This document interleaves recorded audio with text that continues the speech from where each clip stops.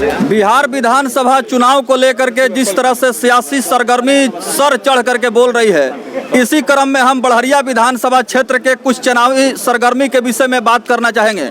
हमारे साथ चर्चाओं में रहने वाले अनुभवी जनप्रतिनिधि जो विधान परिषद के हैं, टूना जी पांडे मुखातिब हो रहे हैं। आइए जानते हैं टूना जी पांडे, तेजस्वी यादव का जो इस समय चल रहा है जनसंपर्क अभियान और पूरे बिहार प्रदेश का दौरा, इसको लेकर के आम जनमानस से विशेष करके बड़हरिया विधानसभा क्षेत्र के जनता को किस तरह का संदेश देना चाहते हैं। टूना पांडे जी, आपका स्वागत है। जी प्रणाम। आपका भी। बड़हरिया विधानसभा चुनाव पर सबकी निगाहें हैं और वहां से बच्चा पांडे को राष्ट्रीय जनता दल महागठबंधन ने उम्मीदवार बना के भेजा है। आप बतलाएं कि बड़हरिया विधानसभा के तस्वीर को किस नजरिए से देख रहे हैं। देखिए, मैंने बिहार के हर विधानसभा पर हर जनता की नज़र है सर। सब लोग चाहता है कि नया मुख्यमंत्री जी आए, तेजस्वी कुमार जी यंग मुख्यमंत्री बने देश राज्य का, और राज्य का विकास हो सर। पुराने लोगों ने वहीं घिसा पिटा और आपस में लफड़ा झंझट, एने ओने, ऊंच नीच, जात पात में लोगों को बांट कर रख दिया है सर। तो देश का, बिहार का विकास हो, बिहार में कल कारखाना लगो, बिहार में विद्यालय बने कि यहाँ बिहार के लड़के को बाहर पढ़ने न जाना पड़े, बिहार में शिक्षा का व्यवस्था अच्छा हो, बिहार में स्वास्थ्य की व्यवस्था अच्छा हो, सिंचाई की व्यवस्था अच्छा हो, कल कारखाना लोग मजदूर को बाहर नहीं जाना पड़े सर। अभी लॉकडाउन में आप बिहार की स्थिति जान गए होंगे सर। बाहर से लोग कमा कर ला रहा है और तब यहाँ बिहार सरकार कह रही कि हम इतना आगे हैं, इतना आगे हैं। सारा कल कारखाना कबाड़ी में बेच करके खा गया लोग। अभी आपका सूता मूल्य देखिए, बेच दिया गया। अगर आप 1999-90 का पहले वाली जो आप बता रहे थे, लोग कहता था लोग, उस टाइम सूता मिल नहीं बिका गया था। उस टाइम वो स्थिति कुछ और थी सर, आप ध्यान दिए होंगे। अभी देखिए सारा कबाड़ी के भाव में बेच दिया गया। और आज अगर सांसद माननीय शहाबुद्दीन साहब रहते, माननीय शिवशंकर यादव जी अगर आज जिंदा रहते, माननीय अवध बिहारी चौधरी जी अगर 15 साल 20 साल जो बीच में नहीं छोड़े रहते, तो सीवान की विकास की स्थिति कुछ और रहती थी। हमने अवध बिहारी चौधरी जी को देखा एक दिन, उन टीवी चैनल पर जो अपना विकास का गिना रहे थे, उन्हें 50 तो सिर्फ तो झरई में पुल उन्होंने गिनाया, गिनाते गिनाते थक गए थे। उसको विकास कहा जाता है। हमको उस दिन पता लगा कि टाउन हॉल में जिसमें हम लोग मीटिंग करते हैं, उसे अवध बिहारी चाचा का बनाया हुआ है। विकास तो आरजेडी सरकार में हुआ था ना, और उसी नक्शे कदम पर है तेजस्वी बाबू। तो हम लोग चाहेंगे बिहार की विकास हो और एनडीए का सफाया हो, बिहार में महागठबंधन की जीत हो। टूना जी पांडे से एक सवाल जरूर हम पूछना चाहेंगे, चूंकि जो पॉलिटिकल सिनेरियो सामने आ रहा है, विशेष करके सीवान जिले के तमाम 8 विधानसभाओं में वहां की सूरत हाल ऐसी बन रही है कि इस बार प्रत्याशियों का लिस्ट जो है बहुत लंबा दिखाई दे रहा है। एक समय था कि महागठबंधन और एनडीए ही मुख्य रूप से चुनावी मुकाबले में होते थे, लेकिन बहुत सारे बगावत करके ऐसे भी लीडर्स नॉमिनेशन कर रहे हैं जो कि विभिन्न पॉलिटिकल पार्टीज के काफी अनुभवी और काफी कद्दावर नेता है। ऐसे में कहा जा सकता है कि एक कैलकुलेशन जो है चुनाव का काफी मायने रखता है। आप बताएं, इंडिपेंडेंट कैंडिडेट भी बहुत आए हैं, उसको लेकर के क्या? नहीं, देखिए महागठबंधन में कहीं विरोध है ये नहीं है, और महागठबंधन में कोई इंडिपेंडेंट कैंडिडेट नहीं है।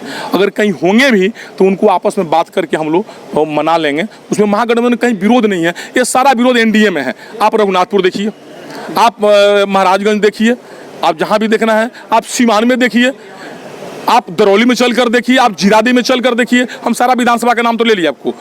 अरे क्या नाम है आपका? मनोज बाबू, लोजपा प्रत्याशी रघुनाथपुर। देवेश कांत जी या चाहे कामाख्या नारायण बाबू, लोजपा प्रत्याशी, क्या नाम है, महाराजगंज। आप क्या नाम है, शिव कुमार माझी जी, दरौली प्रत्याशी। श्री विनोद तिवारी जी रघुनाथपुर प्रत्याशी। और सिवान में तो प्रत्याशियों की भीड़ है, देख रहे हैं सारे लोग एनडीए के हैं सर। अब तो समझ में नहीं आ रहा कि एनडीए के नेता कौन है, विरोधी कौन है सर। महागठबंधन में ऐसी नहीं है। महागठबंधन में सारे लोगों का निगाह एकदम माननीय तेजस्वी कुमार के साथ है। तेजस्वी बाबू मुख्यमंत्री बने और बिहार की विकास करें। पूर्व सांसद डॉक्टर मोहम्मद शहाबुद्दीन की चर्चा होती है, चूंकि सिवान की राजनीति की बात करें, जैसे शिवशंकर यादव का आपने बात किया, अवध बिहारी चौधरी की आपने बात कही, और सांसद शहाबुद्दीन के बारे में भी हम पूछना चाहेंगे, चूंकि लंबे समय तक सिवान को सांसद रहे हैं, विकास के मामले में भी उनका नाम आता है। ऐसे में क्या लगता है कि इस बार का चुनाव विकास के मुद्दे पर केंद्रित है क्या? एकदम बिल्कुल विकास के। देखिए सबसे बड़ी बात है कि इतना दिन तक सिवान के जो भी नेता लोग हैं ना, झूठ बोल करके सिवान को जनता को ठगा। शहाबुद्दीन साहब ने जितना विकास किया, एक भी विकास का नाम किसी ने गिनाता नहीं था, क्योंकि अपना वो विकास किए नहीं थे। शहाबुद्दीन साहब का विकास गिनाएंगे तो उनकी वैल्यू खत्म हो जाएगी। और बिहारी चाचा को तो हम इतना बड़े हो गए, हमको आज से 5 दिन पहले पता लगा कि उन्होंने इतना विकास किया सिवान में। और जो शहाबुद्दीन साहब ने इतना स्टेडियम बनवाया, चाहे वो राजेंद्र स्टेडियम हो, वो स्टेडियम हो, और उसका कहीं जिक्र नहीं होता है। उसका सौंदर्य भी नहीं, सफाई नहीं हो पाता है, उसका मरम्मत नहीं कर पाता है लोग। तो आप जोड़िए, अभी शहाबुद्दीन साहब रहते ना, तो आप सिवान की स्थिति देखते। अब सिवान में कल कारखाना कोई बंद नहीं होता, आज सिवान में विकास और रहता।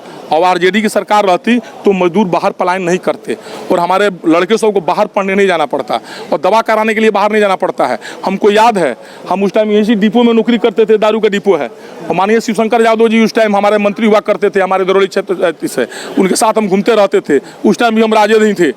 अब सब आप उसको जो कहिए, और हमको सिर्फ यहाँ से हटा दिया था, वो झगड़ा हो गया था किसी मैनेजर से, तो वो डीएम साहब शिशिर सिन्हा जी डीएम थे, उनके पास जाकर कहे कि हमारा क्षेत्र का लड़का है, आपने इसको क्यों हटवाया, ये लड़का इसी में काम करेगा। फिर दोबारा हमारा ज्वाइनिंग हो गया और आज हम एमएलसी हैं।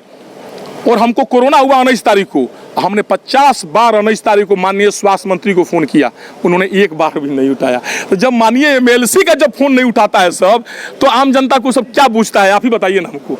ये निर्दयी सरकार को रहने न रहने से क्या फ़ायदा है, जिसको अपना ना औलाद का कोई चिंता है, ना अपना घर परिवार का कोई चिंता है। माननीय नीतीश कुमार के विषय में आप सब समझ रहे हैं।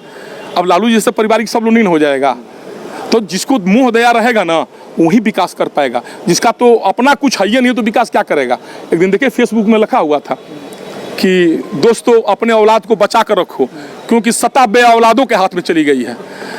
तो आप बताइए उसको क्या मोह है किसी के औलाद का।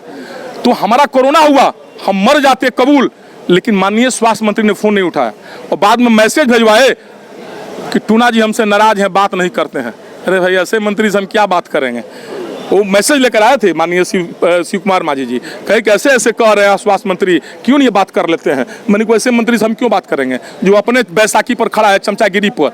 ना सुशील मोदी को चमचागिरी करते, ना एमएलसी बनते और ना मंत्री बनते। मैं आपके चैनल के मार्फत से कहता हूँ माननीय स्वास्थ्य मंत्री मंगल पांडे को कि आपका हिम्मत है तो सिवान का बसिंदा आप भी रहने वाले हैं, सिवान का हम भी रहने वाले हैं, किसी विधानसभा से चुनाव लड़िए।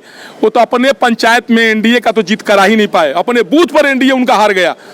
वो क्या नेता बनेंगे, क्या जनप्रतिनिधि बनेंगे।